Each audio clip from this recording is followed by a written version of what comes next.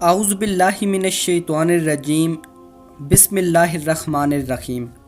السلام علیکم دوستو، کیا حال ہے آپ سب کا؟ امید کرتا ہوں کہ آپ سب خیریت سے ہوں گے۔ دوستو، یہ واقعہ تب کا ہے جب ہمارے پیارے نبی صلی اللہ علیہ وآلہ وسلم نے ہجرت کر کے غار ثور میں تشریف لائے۔ جب حضور صلی اللہ علیہ وآلہ وسلم نے ہجرت کے وقت غار ثور میں تشریف فرما ہوئے تو آپ صلی اللہ علیہ وآلہ وسلم کو ڈھونڈنے کے لیے کفار بھی نکل پڑے۔ وہ ہر جگہ آپ صلی اللہ علیہ وآلہ وسلم کو ڈھونڈ رہے تھے۔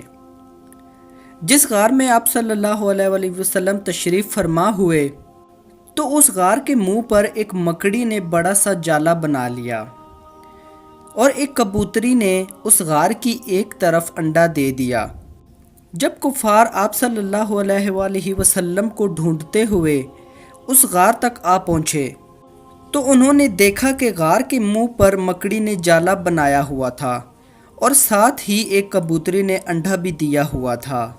تو کفار نے سوچا کہ اگر آپ صلی اللہ علیہ وآلہ وسلم غار کے اندر گئے ہوتے تو مکڑی کا جالا نہ ہوتا اور کبوتری کا انڈا بھی ٹوٹ گیا ہوتا، لہٰذا وہ وہیں سے واپس چلے گئے۔